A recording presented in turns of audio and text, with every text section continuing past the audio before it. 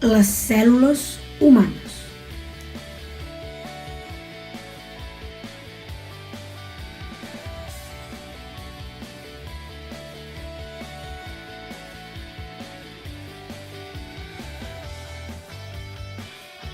Un ser humà adult està format per aproximadament 100 miliards de cèl·lules. Aquí podeu veure un exemple de cèl·lula.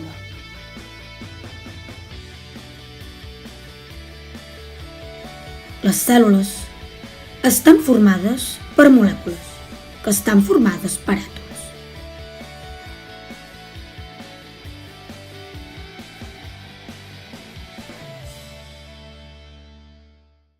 Hi ha molts tipus diferents de cèl·lules humanes, però totes tenen uns trets en comú. Tenen una membrana, un nucli i un munt d'organos al voltant. Aquest tipus de cèl·lules s'anomenen cèl·lules eucariotes.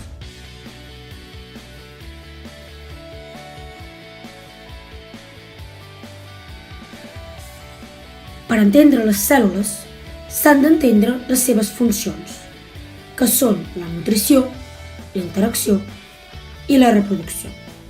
Per viure, les cèl·lules s'han de nodrir, han d'interactuar entre elles i, abans de morir, es reprodueixen. Les cèl·lules són les unitats vives més senzilles. Per entendre les cèl·lules, hem d'entendre la seva estructura, que com hem dit és eucariota, i el seu funcionament, com es nodreixen, com es relacionen i com es reprodueixen.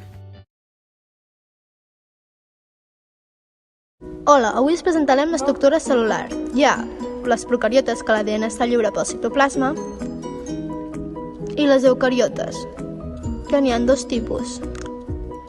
La vegetal, que està envoltada per una paret cel·lular, i l'animal, que no té una paret cel·lular. La membrana plasmàtica és una capa que embolcalla i delimita la cèl·lula, compost per una doble capa de lípids que conté proteïnes incrustades. El citoplasma és un medio intern de la cèl·lula. És una dissolució aquosa on trobem complexos moleculars i orgànuls. El nucli és un compartiment membranós on hi trobem el material genètic. Hi ha dos tipus de reticle endoplasmàtic, el llis, que intervé en la síntesi de lípids, i el rugós, que conté ribosomes i proteïnes.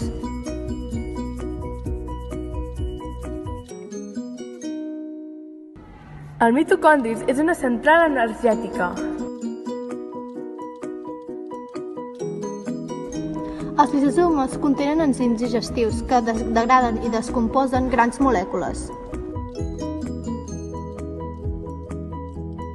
Els cilis i flagels són apèndixs coberts de membrana, són rígids i mòbils.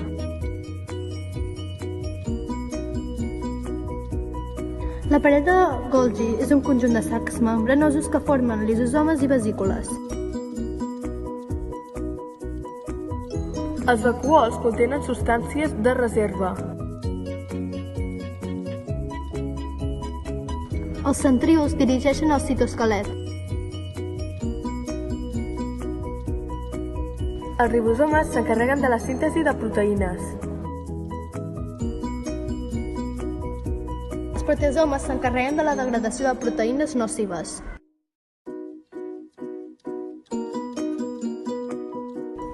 El citoesquelet facilita el trànsit intercel·lular i forma part de la meiosi i la mitosi.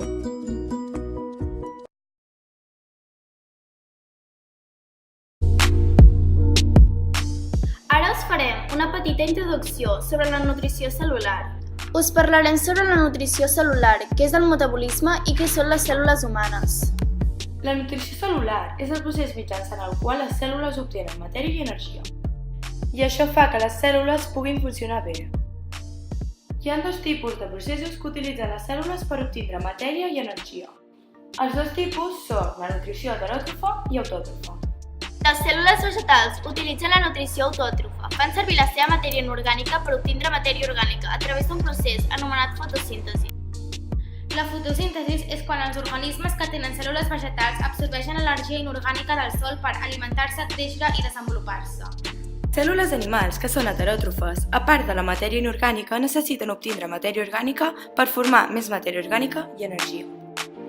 Tot plegat té lloc mitjançant un conjunt de reaccions químiques que es diu metabolisme i és essencial en els organismes per mantindre'ls vius. Dintre el metabolisme hi ha dos processos, l'anabolisme i el catabolisme. L'anabolisme permet a les cèl·lules crear matèria orgànica i el catabolisme energia. I llavors, què som els humans? Els humans som heteròtrofs, per tant tenim cèl·lules animals i necessitem matèria orgànica.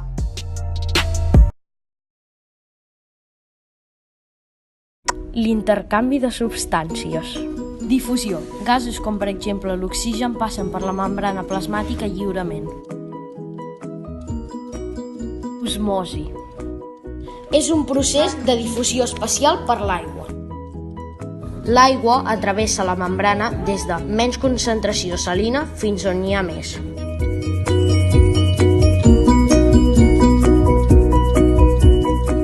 Difusió facilitada.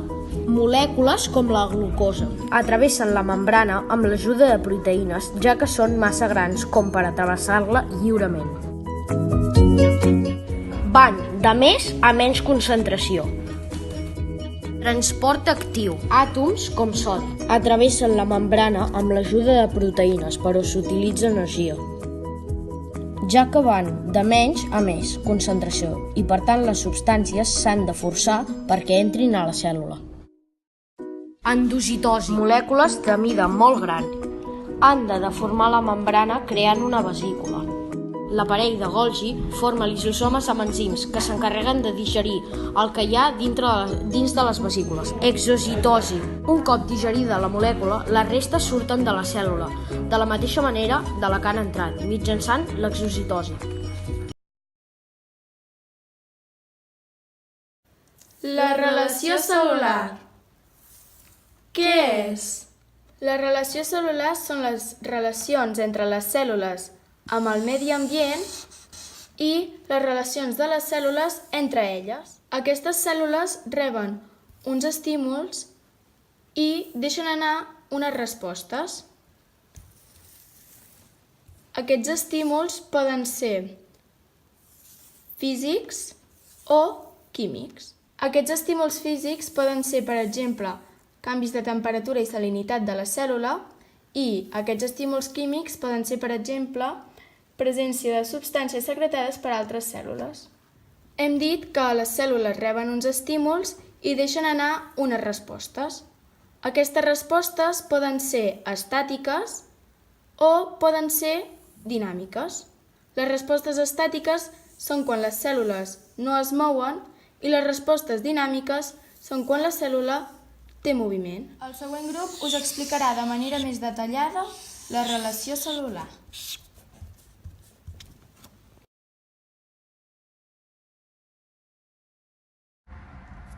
La resposta estàtica. Quan una cèl·lula eucariota rep un estímul, pot produir dos tipus de respostes: les respostes dinàmiques i les estàtiques. Aquí parlarem de les respostes estàtiques. Aquestes funcionen mitjançant la secreció. La secreció s'inicia a l'aparell de Golgi.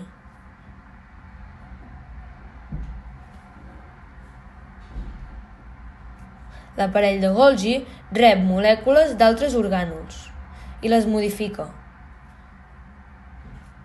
Crea vesícules lisosomals i vesícules que es secretaran quan es rebi l'estímul d'alliberament. Aquestes seran transportades pel citoesquelet fins a arribar a la membrana cel·lular, on seran secretades fora de la cèl·lula. Les cèl·lules poden tenir dos tipus de secreció. La secreció endocrina allibera les vesícules a la sang, que aniran a executar la seva funció a un altre òrgan del cos. En canvi, l'exocrina allibera les secrecions fora del cos humà, com per exemple a la pell.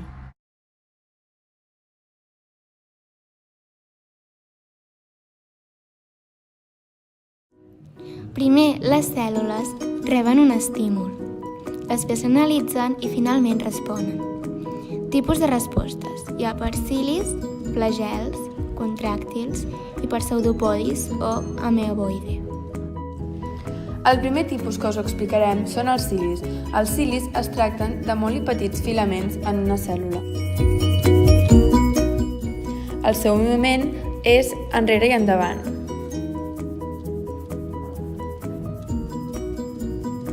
Els cilis tenen una direcció perpendicular. El que fa és moure del costat.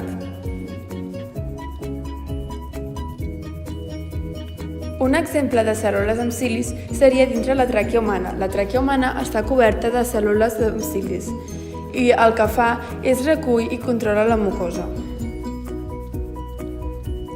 El pròxim tipus que us explicarem són els flagels. Els flagels són un o dos filaments molt llargs.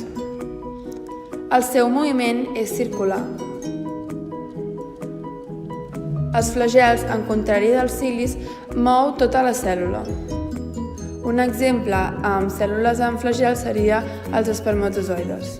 El següent tipus són els contràctils. Això és un conjunt de cèl·lules contràctils. Què fan les cèl·lules contràctils? Doncs, com diu el seu nom, es contrauen. Què vol dir? Que s'estiren i s'encongeixen. Aquest procés es fa mitjançant l'actina i la miosina. És quan l'actina es mou a sobre la miosina. Un exemple de cèl·lules contràctils són les cèl·lules del cor. El següent tipus són els pseudopodis. Els pseudopodis o ameboides són una prolongació del citoplasma. Els pseudopodis es mouen per extensió i reducció dels costats. És com si s'arrastressin.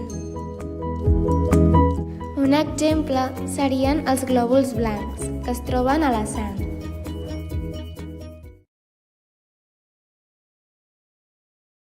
El cicle cel·lular està dividit en 4 parts. La primera és el creixement de la cèl·lula. La segona és la duplicació de l'ADN. La tercera part és la progressió de la divisió. Tot aquest procés, menys la part en negre, s'anomena interfase i ocupa un 90% en el cicle cel·lular.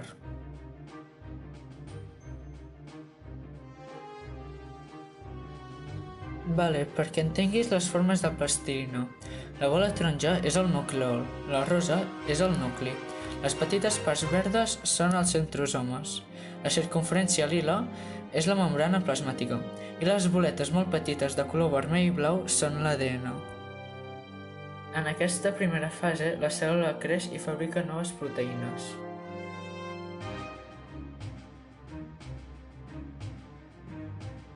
En aquesta fase, l'ADN i els centrosomes es dupliquen, perquè així en el futur, quan la cèl·lula es divideixi, cada cèl·lula tingui la mateixa quantitat d'informació genètica. Ara veuràs aquest procés més amplificat.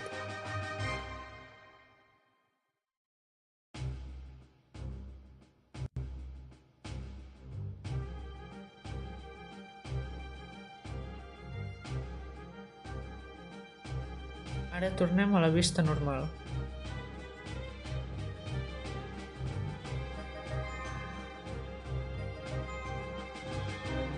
En aquesta fase, la cèl·lula creix una miqueta més i comprova si l'ADN s'ha duplicat i es prepara definitivament per dividir-se.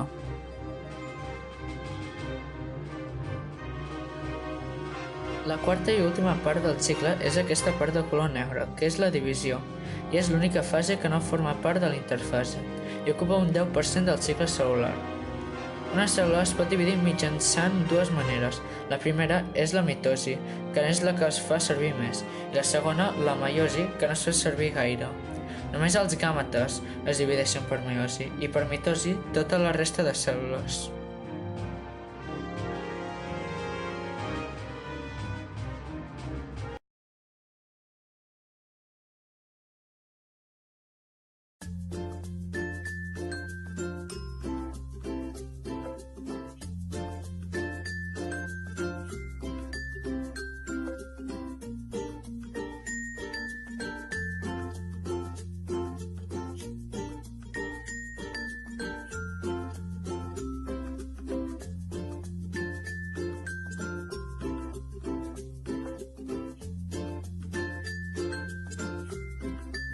Els centríols es dirigeixen cap al centre de la cèl·lula.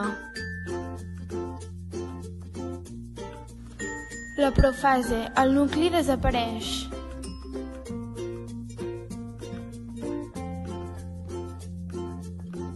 La metafase, els centríols s'uneixen als cromosomes per als microtúbuls. L'anafase, els microtúbuls amb les cromàtides es contrauen cap als centríols. La telofase, es creen dos nuclis diferents en la mateixa cèl·lula. Citocinosi, les cèl·lules es divideixen formant dos més petites.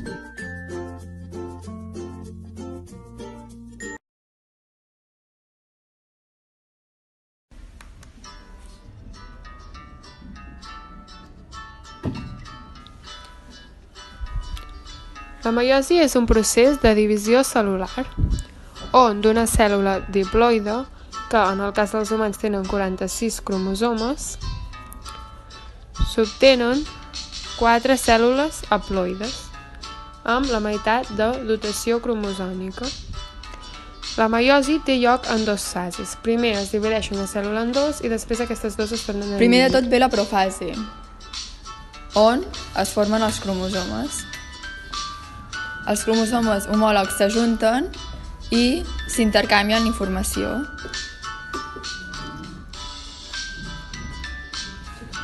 Després ve la metafase, on els cromosomes s'alineen en un pla equatorial. Seguidament l'anafase, on els cromosomes es separen. A continuació ve la telofase, on es formen dos nuclis. I per últim la citocinesi, on es formen dues cèl·lules. Ara, totes les fases es repeteixen, però en canvi de separar-se els cromosomes homòlegs, es separen les cromàtides.